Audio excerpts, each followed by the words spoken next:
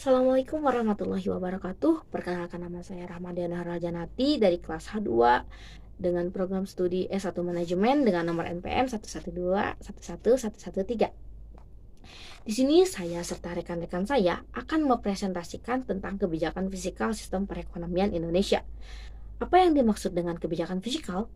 Kebijakan fiskal adalah penyesuaian dalam pendapatan dan pengeluaran pemerintah seperti yang sudah ditetapkan, anggaran pendapatan dan belanja negara, atau bisa disebut dengan APBN. Ada pula tujuan kebijakan fiskal. Yang pertama yaitu untuk meningkatkan laju investasi seperti dengan cara pemerintah memberikan aturan bebas pajak atau memanipulatif pembayaran pajak agar perekonomian perusahaan itu tetap stabil. Dan yang kedua, untuk mendorong investasi optimal secara sosial, dikarenakan investasi jenis ini memerlukan dana yang besar dan cepat yang menjadi tanggung jawab negara secara serentak berupaya memicu laju pembentukan sosial. Yang ketiga yaitu untuk meningkatkan kesempatan kerja. Yang keempat, untuk meningkatkan stabilitas ekonomi di tengah ketidakstabilan internasional.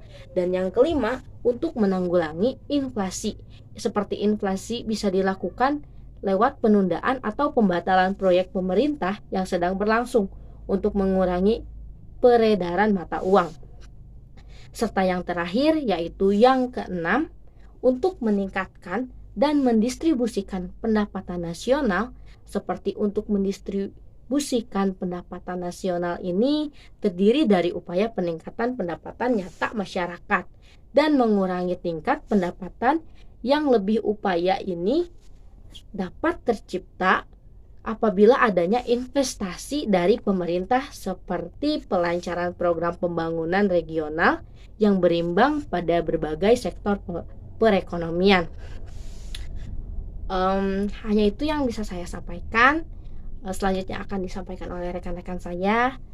Assalamualaikum warahmatullahi wabarakatuh. Di sini saya Siti Rayu dengan NPM 1121124. Di sini saya akan menjelaskan tentang peran dan fungsi pemerintahan dalam perekonomian Indonesia. Yang pertama, ada pembangunan ekonomi di banyak negara umumnya terjadi akibat intervensi pemerintah, baik secara langsung maupun tidak langsung. Nah, intervensi pemerintah diperlukan dalam perekonomian untuk mengurangi dari kegagalan pasar seperti kekakuan harga monopoli dan dampak negatif kegiatan usaha swasta. Contohnya pencemaran lingkungan. Terus yang kedua, ada mekanisme pasar berfungsi tanpa keberadaan peraturan yang dibuat pemerintah. Nah, aturan ini memberikan landasan bagi penerapan aturan main, termasuk pemberian sanksi bagi pelaku ekonomi yang melanggar. Peran pemerintah menjadi lebih penting karena mekanisme pasar saja tidak dapat menyelesaikan semua persoalan ekonomi. Nah, untuk menjamin efisiensi, pemerataan, dan stabilitas ekonomi, peran dan fungsi pemerintah mutlak diperlukan dalam perekonomian sebagai pengendalian mekanisme pasar. Nah, selanjutnya ada instrumen kebijakan fiskal. Yang pertama, pajak. Karena pajak dapat meningkatkan dan menurunkan daya beli masyarakat. Dengan cara ini, menurunkan untuk meningkatkan produksi barang dan jasa, sehingga akan meningkatkan daya beli dan begitu pun sebaliknya. Nah, yang kedua ada pengeluaran belanja. Nilai belanja negara dapat dikurang atau ditambah sesuai kebutuhan. Terjadi keseimbangan antara pendapatan dan pengeluaran. Nah, yang ketiga ada obligasi publik, yaitu dalam instrumen kebijakan fiskal adalah penerbitan obligasi atau surat utang bagi warga negara akan mencicil utang tersebut beserta harga pinjaman modal. Baik, cukup sekian dari saya. Assalamualaikum warahmatullahi wabarakatuh. Di sini saya Muhammad Boji Firdaus dengan NPM 1121192 akan memaparkan materi mengenai kebutuhan publik.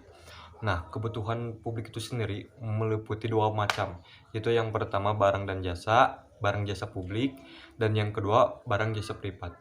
Nah, baik untuk barang publik itu sendiri, yaitu adalah barang atau jasa yang pemanfaatnya dapat dinikmati bersama. Contohnya seperti jalan raya, fasilitas kesehatan, pendidikan, transportasi, dan lainnya. Nah, bisa disebut juga sebagai fasilitas publik karena dimanfaatkan oleh semua orang gitu. Nah, yang kedua yaitu barang jasa privat. Nah, barang jasa privat itu sendiri yang diproduksi penggunaannya dapat dipisahkan menggunakan orang lain gitu. Contohnya seperti pembelian pakaian yang menyebabkan hak kepemilikan dan penggunaan barang berpindah ke orang lain yang membelinya gitu. Baik, untuk kedua hal tersebut harus didukung dengan adanya intervensi pemerintah. Intervensi pemerintah itu sendiri terbagi menjadi dua, yaitu secara langsung dan tidak langsung. Mengenai secara langsung, yaitu terbagi menjadi dua. Yang pertama adalah penetapan harga minimum. Nah, apa sih penetapan harga minimum ini? Yaitu adalah penetapan harga minimum atau harga dasar yang dilakukan oleh pemerintah yang bertujuan untuk melindungi produsen, terutama untuk produk dasar dalam pertanian gitu. Yang kedua adalah penetapan harga maksimum. Berbeda halnya dengan penetapan harga minimum. Harga maksimum ini adalah harga maksimum atau harga eceran tertinggi dari HEAD yang dilakukan pemerintah untuk bertujuan melindungi konsumen. Nah, dan yang terakhir yaitu adalah intervensi pemerintah secara tidak langsung. Intervensi pemerintah secara tidak langsung ini meliputi penetapan pajak, di mana kebijakan penetapan pajak dilakukan oleh pemerintah dengan cara menggerakkan pajak yang berbeda-beda untuk berbagai komoditas. Misalnya untuk melindungi produsen dalam negeri, pemerintah dapat meringankan tarif pajak yang tinggi untuk barang impor gitu. Sekian teman-teman materi yang saya sampaikan. Assalamualaikum warahmatullahi wabarakatuh. Di sini saya Siti Rahayu dengan NPM 1121124. Di sini saya akan menjelaskan tentang analisis yang dipakai dalam kebijakan fiskal. Ada dua.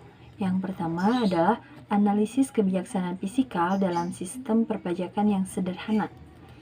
Dengan adanya tindakan ini, pengeluaran konsumsi tidak lagi secara langsung dilihat dari tinggi rendahnya pendapatan nasional, tetapi dilihat dari tinggi rendahnya pendapatan yang siap akan dibelanjakan.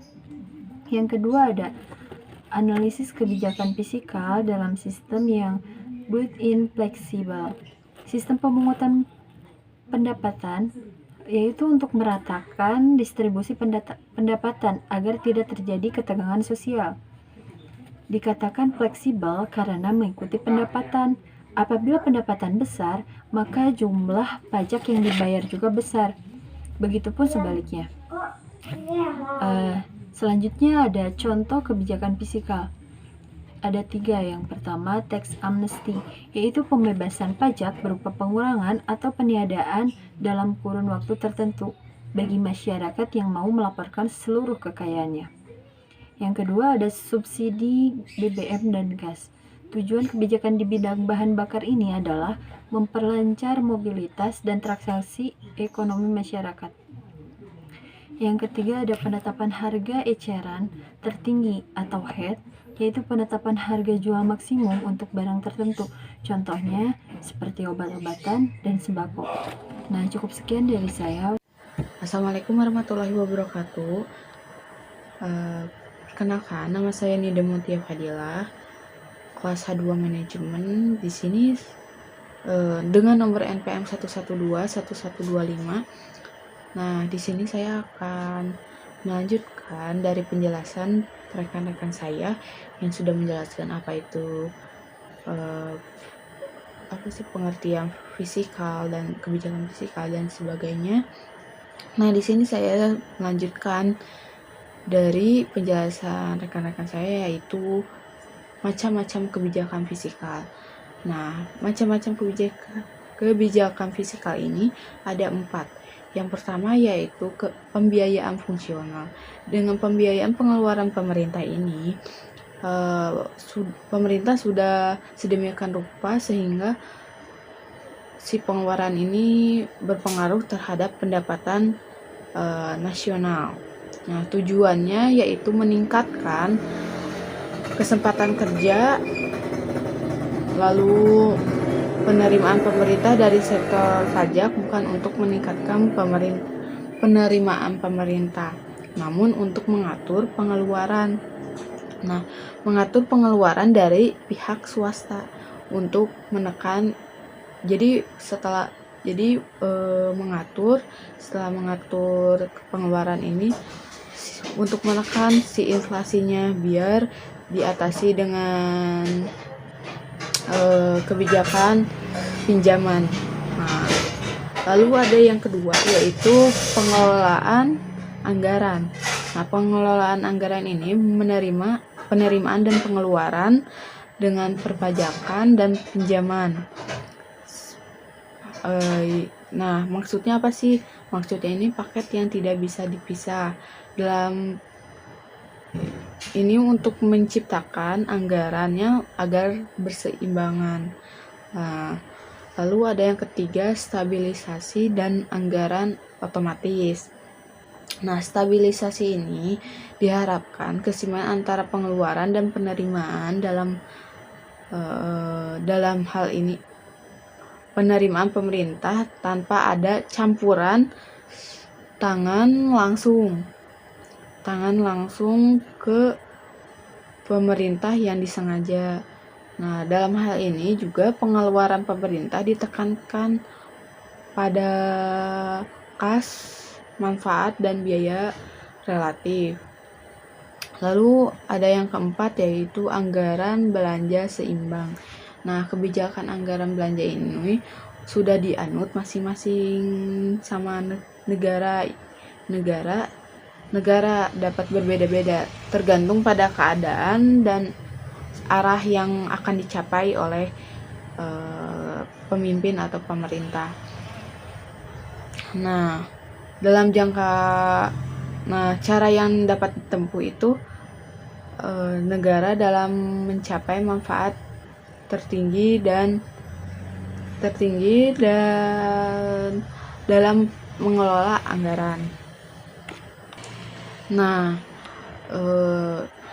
lalu saya akan menyimpulkan dari semua yang telah dijelaskan rekan-rekan dan saya pribadi dari kebijakan fiskal ini. Nah, jadi kebijakan fiskal ini itu dibuat pemerintah untuk mengarahkan ekonomi melalui pengeluaran dan pendapatan sehingga seimbang gitu. Pengeluaran berapa, pendapatan berapa, biar inflasinya itu tetap gitu. Jadi meningkatlah biar ekonominya tetap bagus gitu. Nah, kebijakan fiskal ini dibedakan pada 2 gelombang, fans stabil otomatis dan kebijakan fiskal diskresioner. Nah, jika dilihat dari perbandingan jumlah penerimaan dan pengeluaran, kebijakan fiskal dapat dibedakan menjadi 4 ya. Jadi ada kebijakan anggaran seimbang, ada kebijakan anggaran defisit, terus surplus, terus kebijakan anggaran dinamis. Nah, tujuan fiskal ini tuh untuk mencegah si pengangguran dan menstabilisasi harga ekonomi, harga pasar gitu. Terus inflasi untuk menggerakkan pos penerimaan dan pengeluaran dan anggaran pendapatan dan belanja negara yang disebut APBN. Nah, disebut APBN ini. Nah, pengaruh kebijakan fiskal terhadap perekonomian bisa dianalisis dalam 2 tahap berurutan, yaitu yang pertama bagaimana suatu kebijakan fiskal diterjemahkan menjadi suatu APBN dan bagaimana APBN tersebut mempengaruhi perekonomian. Nah, gitu saja yang saya bisa jelaskan. Wassalamualaikum warahmatullahi wabarakatuh.